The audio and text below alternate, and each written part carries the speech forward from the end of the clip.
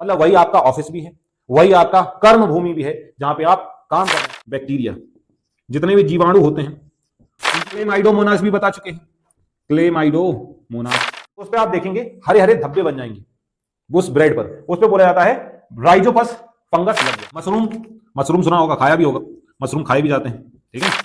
Hello मेरे प्यारे बच्चों, आज हम लोग पढ़ने वाले हैं प्रोकैरियोटिक सेल के बारे में कि प्रिमिटिव सेल दिखती कैसी है, होती कैसी है।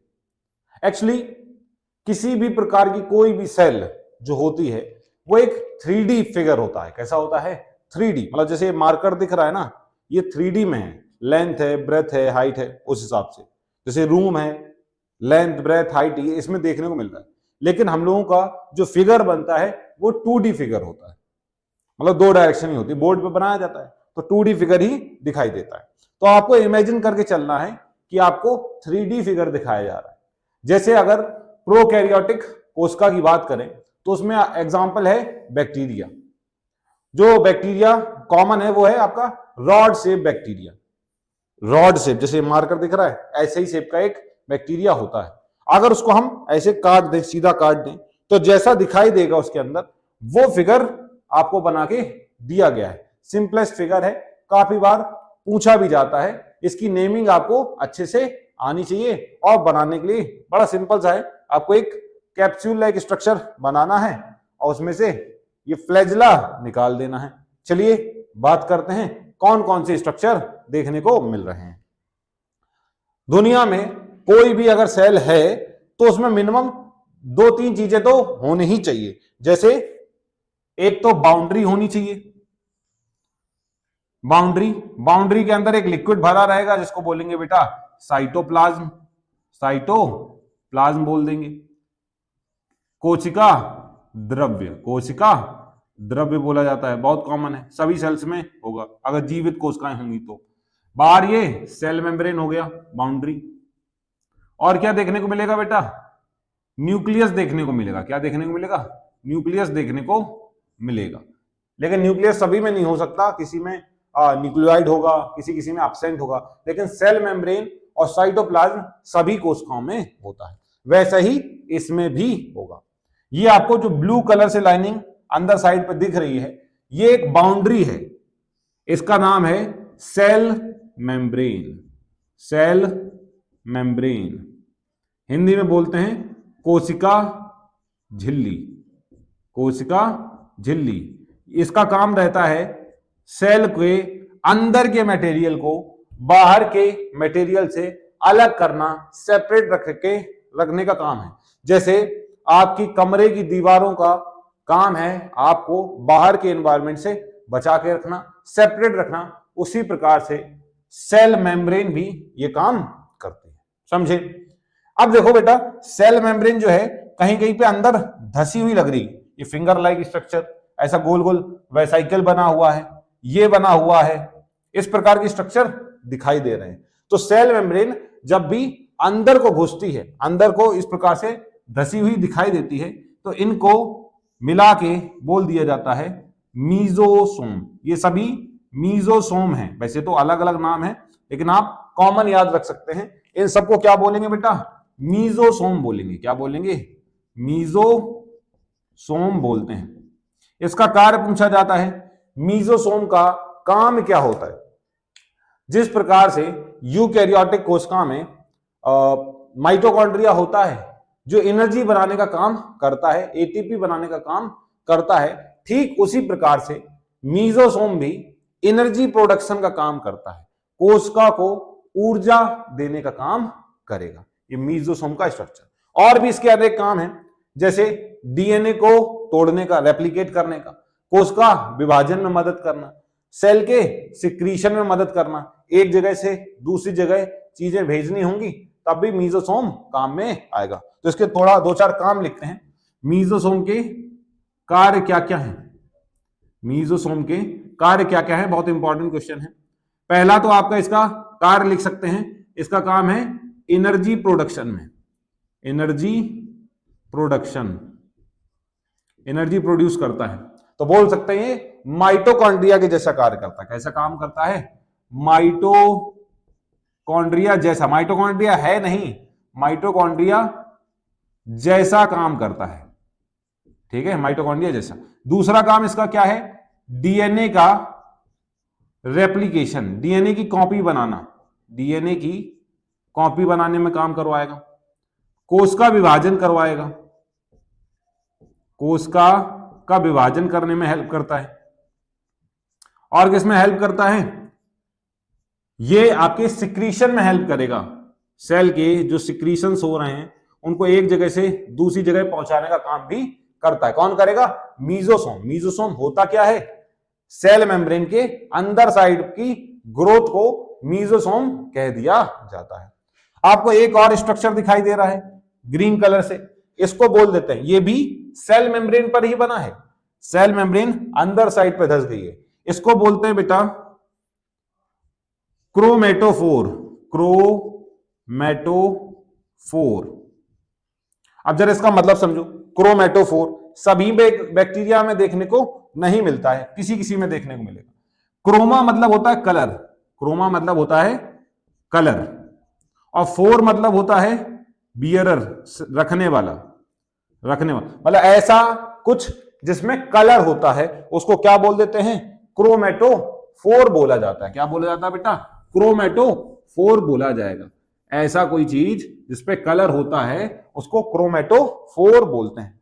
ये पाया जाता है ब्लू ग्रीन एल्गी में। कहां पाया जाता है, ब्लू ग्रीन एल्गी। बताए थे साइनोबैक्टीरिया होता है जिसका काम है फोटोसिंथेसिस कर लेना। ऐसा बैक्टीरिया जो फोटोसिंथेसिस कर सकता है वो है बीजीए।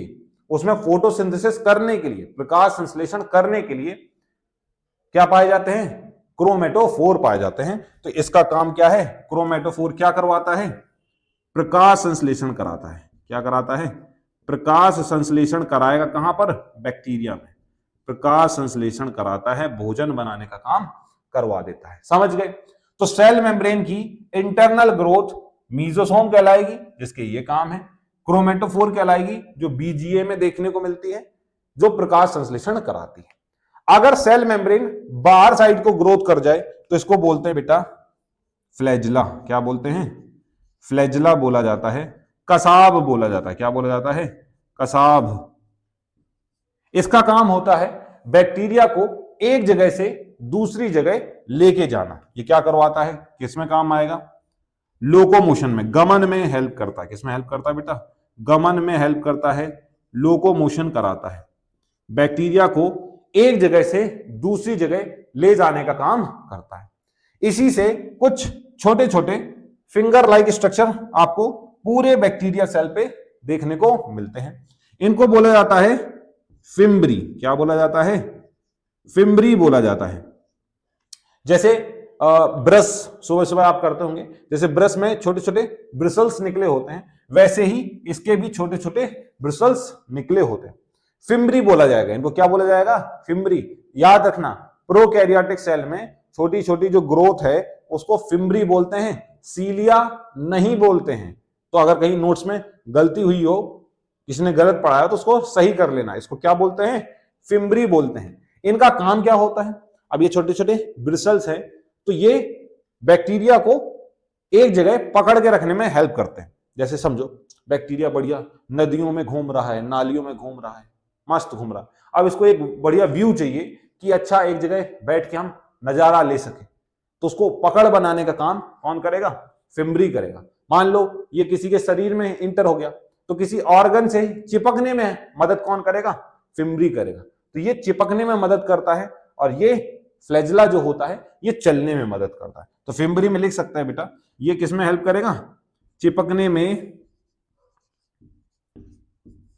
सहायक होता है, सहायक होता है, चिपकने में सहायक होगा, इसको फिम्ब्री बोलते हैं। समझ गए बेटा। इसके ऊपर आपको एक ब्लैक कलर की लेयर देखने को मिल रही है, इसको बोल देते हैं सेल वॉल। इसको क्या बोलते हैं बेटा, सेल वॉल बोला जाता है, कोशिका भित्ति बोला जाता है। क्या बोला जाता है, कोशिका भित्ति बोला जाता है।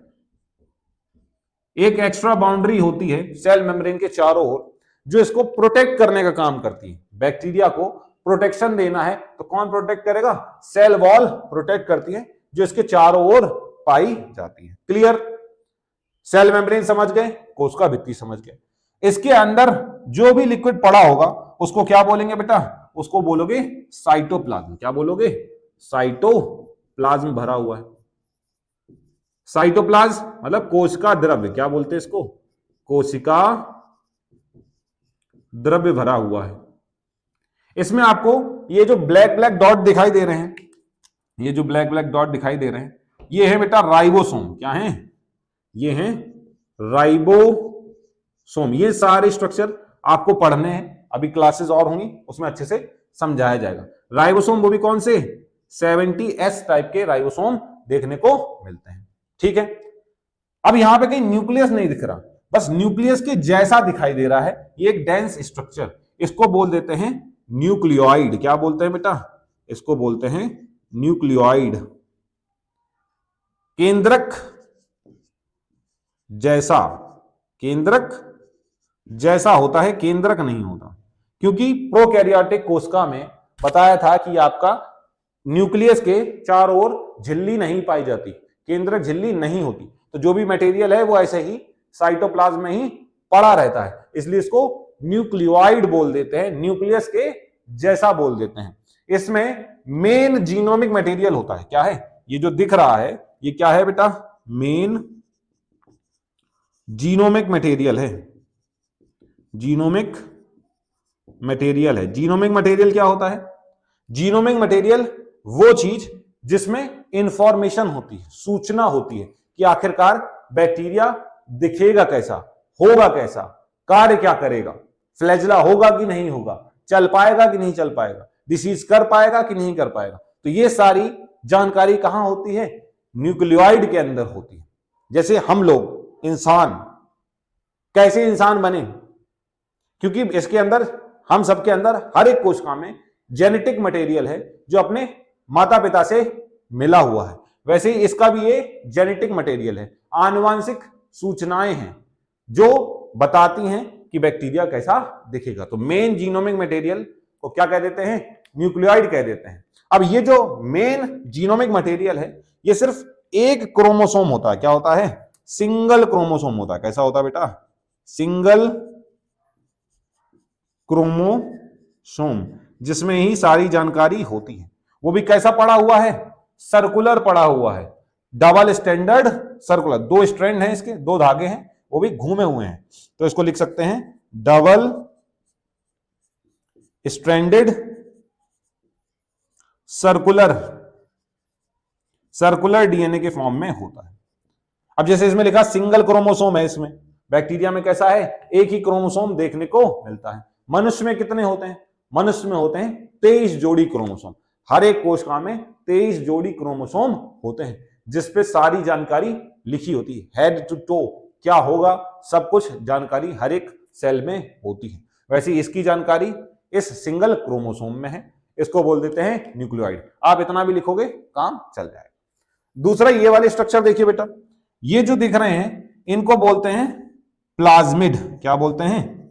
प्लाज्मिड बोला जाता है। ये दोनों जो हैं वह है प्लाज्मिड। प्लाज्मिड मतलब क्या? जो एक्स्ट्रा डीएनए होता है, जो एक्स्ट्रा क्रोमोसोमल डीएनए होता है उसी को प्लाज्मिड कहा जाता है। एक्स्ट्रा क्रोमोसोमल डीएनए, इसको क्या बोल देते हैं? इसको बोल देते हैं प्लाज्मिड। बैक्टीरिया में प्लाज्मिड जैसा स्ट्रक्चर देखने को मिलता है। इसके अलावा भी डीएनए है, ये बहुत ही इंपॉर्टेंट होता है। ये इसका काम है दवाओं से प्रतिरोध देना। जैसे आप कोई बैक्टीरियल डिसीज हुई और आप दवा खा लेते हैं, एंटीबायोटिक्स खा लेते हैं, तो वो एंटीबायोटिक्स बैक्टीरिया को मार देती है। अब वही एंटीबायोटिक से बचाने का काम कौन करेगा? प्लाज्मिड करता है। तो बैक्टीरिया का सिक्योरिटी सिस्टम है, बैक्टीरिया लड़ता है, तभी डॉक्टर सजेस्ट करता है जब भी आपको एंटीबायोटिक्स दी जाए तो उसका पूरा कोर्स करना चाहिए। अगर आपने अपनी ज्यादा समझदारी दिखाई, ज्यादा चतुरता दिखाई, थोड़े दिनों खाए और कहा कि हाँ ठीक हो गए हैं, डॉक्टर तो फालतू में रुपया ले रहा है इसलिए बंद कर देते हैं दवा, और आपने वो दवा बंद कर दी, तो आपके अंदर जो भी बैक्टीरिया था वो रेजिस्टेंट हो जाएगा, उस दवा का उस पर कोई प्रभाव अब नहीं पड़ेगा। तो अगर फिर से आप बीमार पड़ते हैं तो उस दवा से काम नहीं चलेगा, उससे हाई डोज देनी पड़ेगी। अगर आप ऐसी ही गलतियां बार बार करते रहे तो आप पर दवाओं का असर होना ही बंद हो जाएगा। आप बीमार पड़ेंगे तो आपको कोई दवा ठीक नहीं कर पाएगी। इसलिए दवा को जैसा डॉक्टर बोले, जैसा प्रेस्क्राइब करे, उसको बिल्कुल वैसे ही लेना चाहिए। ज्यादा अपना दिमाग नहीं चलाना चाहिए। प्लाज्मिड का काम होता है रेजिस्टेंस प्रोवाइड करना, बैक्टीरिया को बचा के रखना। ये आपकी है प्रोकैरियोटिक सेल।